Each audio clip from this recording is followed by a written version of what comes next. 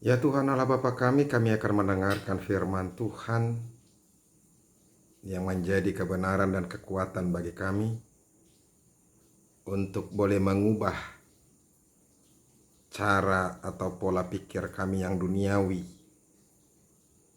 menjadi sesuai dengan kehendak Tuhan. Berilah Roh Kudus-Mu kepada kami. Di dalam nama Yesus Kristus kami berdoa. Amin. Shalom bagi kita semuanya, Bapak Ibu, Saudara-saudaraku yang dikasihi Yesus Kristus. Semoga kita semuanya di dalam keadaan yang sehat-sehat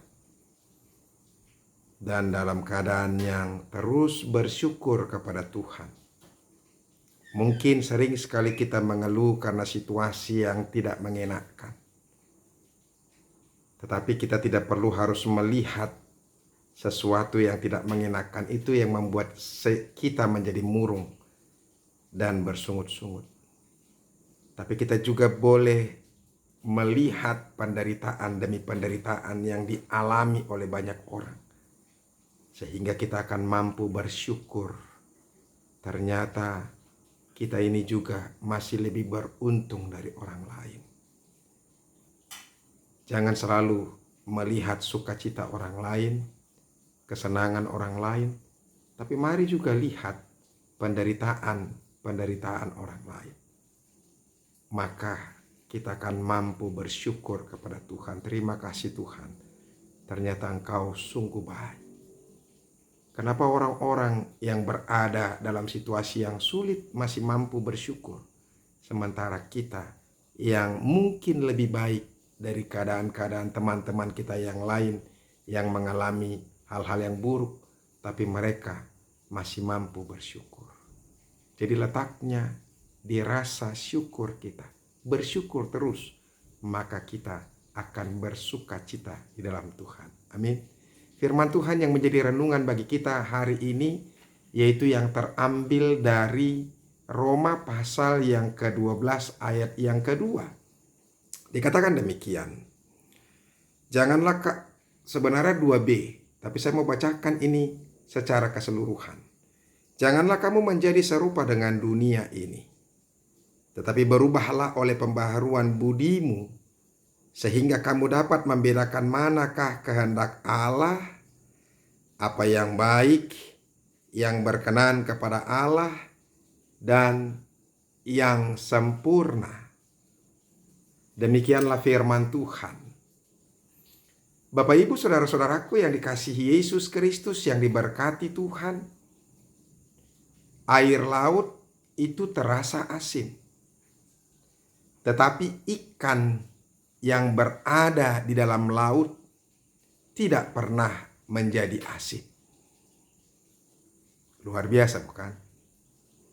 Yang menjadi pertanyaan kepada kita, bagaimanakah ikan-ikan yang ada di laut, yang berada di lingkungan habitat yang asin, tapi mereka tidak menjadi asin?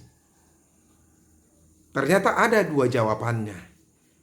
Yang pertama, bahwa ikan yang ada di laut itu memiliki kemampuan untuk mencegah masuknya garam-garam mineral laut meresap di dalam tubuhnya, menghinggapi tubuhnya atau tinggal di dalam tubuhnya. Itulah yang disebut dengan insulinasi. Yang kedua, kenapa ikan di laut sekalipun tinggal dalam lingkungan dan habitat yang serba asin, tapi mereka tidak pernah menjadi asin?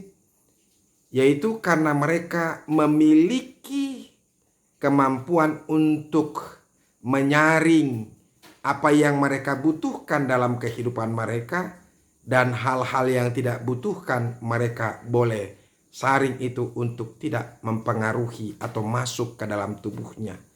Itu yang disebut dengan filterisasi. Nah, saudara-saudaraku yang dikasihi Yesus Kristus, bagaimana dengan orang Kristen? Ini yang menjadi pertanyaan kepada kita. Bagaimanakah supaya setiap orang Kristen boleh tidak terpengaruh dengan lingkungan yang dia berada di dalamnya. Bagaimanakah setiap orang Kristen boleh tidak terpengaruh sekalipun dia berada di dalam lingkungan yang jahat, lingkungan yang penuh dengan dosa, lingkungan yang selalu melakukan apa yang tidak Tuhan kenal. Tuhan menginginkan kita, setiap orang-orang yang percaya, supaya kita dimampukan atau mampu menjadi orang yang tetap benar, tetap baik, dan tetap tinggal di dalam Tuhan. Menjadi orang yang sempurna di tengah-tengah situasi yang berbeda atau penuh dengan kejahatan dalam lingkungan kita. Memang ada banyak jebakan-jebakan, atau memang ada begitu banyak orang-orang yang gampang terpengaruh dengan situasi lingkungan itu. Kita juga tidak bisa pungkiri, saudara-saudara, bahwa lingkungan kita sangat-sangat berpengaruh sekali, mempengaruhi cara berpikir, cara bertindak, dan segala sesuatu yang boleh kita lakukan. Lingkungan bisa mengubah kita. Makanya banyak orang-orang tua sekarang ketakutan dengan anak-anaknya. Jangan sampai anak-anaknya terpengaruh dengan lingkungan yang tidak baik. Apalagi di zaman sekarang ini, orang-orang tua sangat-sangat ketakutan kalau anak-anaknya jatuh ke dalam perilaku-perilaku yang jahat. Narkoba,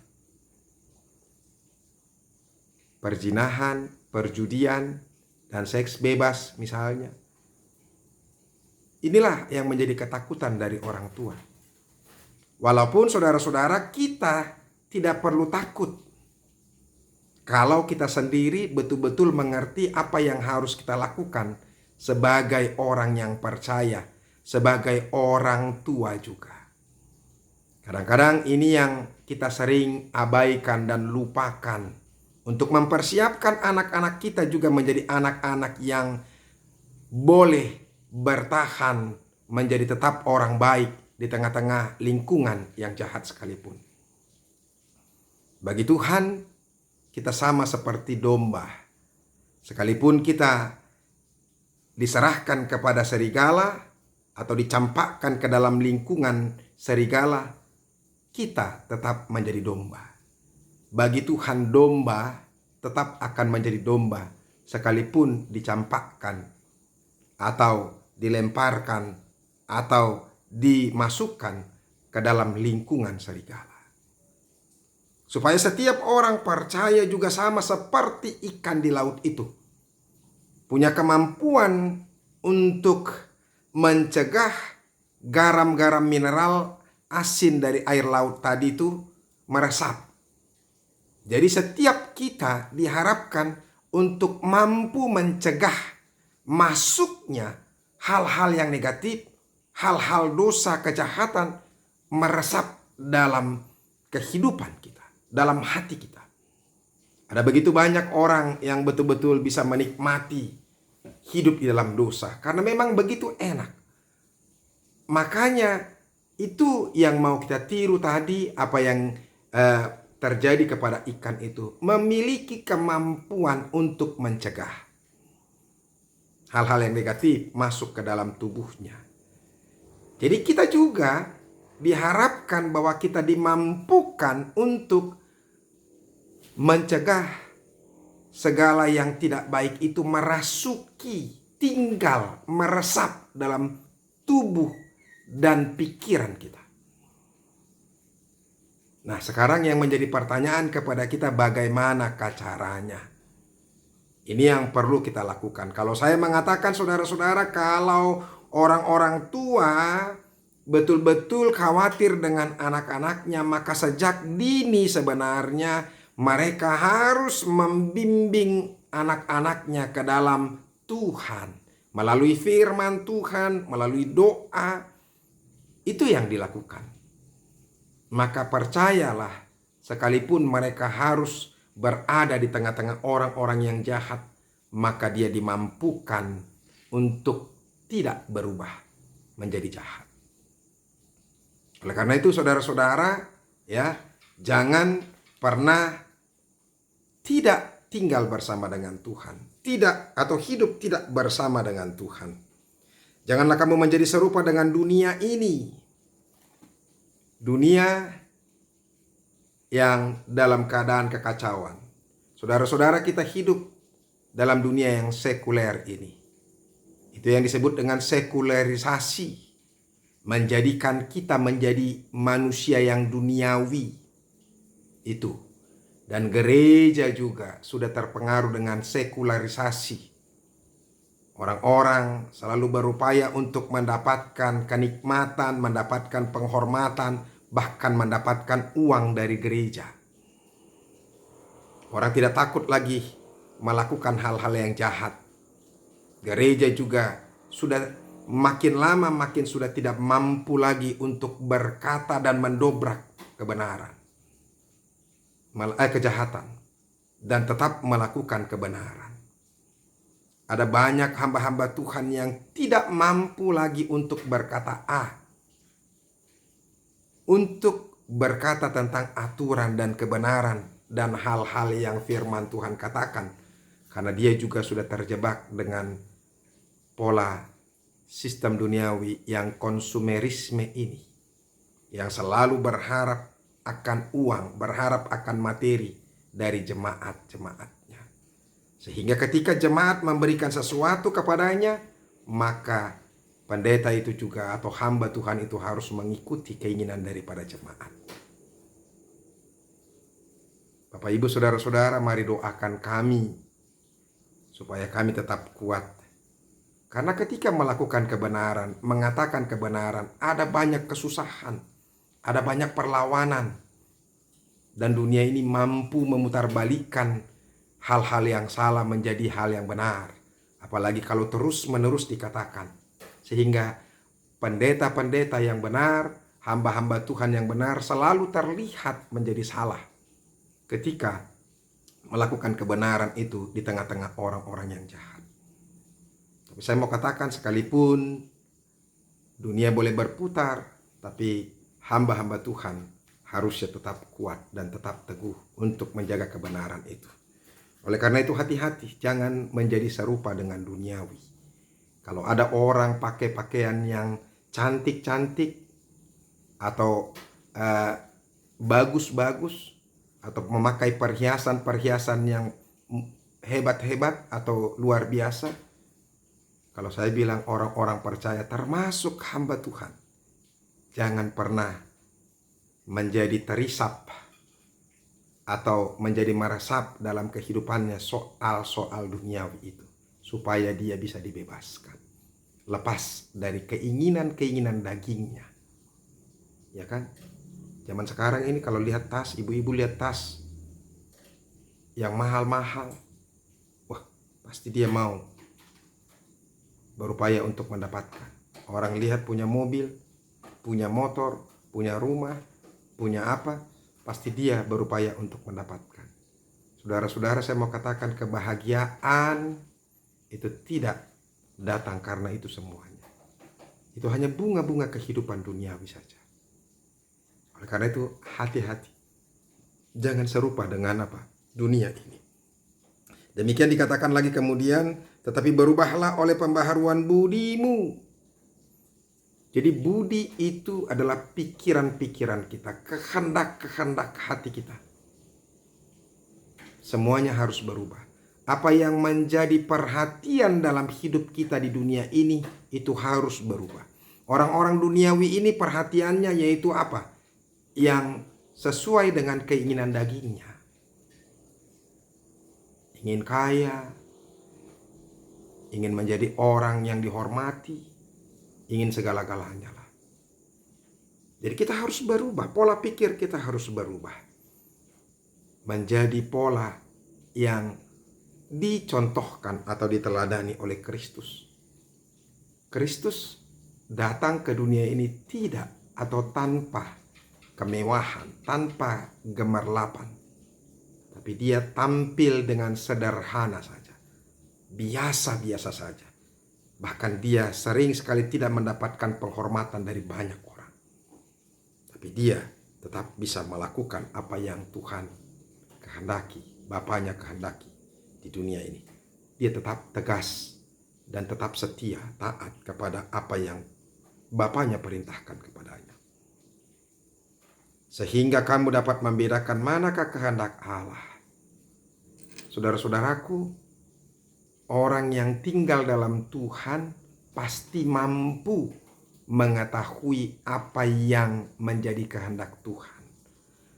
Dan demikian juga sebaliknya, orang-orang yang tinggal dalam keinginan daging, yang terisap atau meresapi kenikmatan duniawi, tidak akan mampu melihat dan melakukan kehendak Tuhan. Makanya hati-hati, jangan sampai kita diikat oleh kenikmatan, kenyamanan, semuanya lah, keindahan duniawi ini, supaya kita boleh dimenangkan. Oleh karena itu saudara-saudara, dia yang berikut yang berkenan kepada Allah dan yang sempurna. Jadi oleh karena itu tinggallah dalam Tuhan terus, supaya kita dimampukan untuk berubah menjadi manusia yang lebih baik. Semoga firman Tuhan ini bermanfaat dan memberkati kita. Jadilah manusia yang baru, berubah menuju kepada hal yang benar dan hal yang baik. Tuhan Yesus memberkati kita. Amin, kita berdoa. Kami bersyukur Tuhan kalau firman-Mu sekali lagi mengingatkan kami supaya kami berubah. Jangan menjadi serupa dengan duniawi. Kami memang tinggal di dunia ini, tapi kami bukan orang dunia ini. Setiap orang-orang percaya harus menyadari bahwa hidupnya juga bukan untuk dunia ini dan untuk tinggal di dunia ini. Tapi kami adalah milik Kristus dan tinggal bersama-sama dengan Kristus. Orang-orang percaya tempatnya adalah sorga. Oleh karena itu Tuhan mampukan kami untuk bisa kuat, sekalipun kami boleh tinggal dalam orang-orang yang jahat, lingkungan jahat dan penuh dengan dosa, tapi kami tetap menjadi orang yang benar. Terima kasih ya Tuhan. Dalam nama-Mu kami berdoa dan mengucap syukur. Amin. Bapak Ibu saudara-saudara, kita sudah dengarkan firman Tuhan.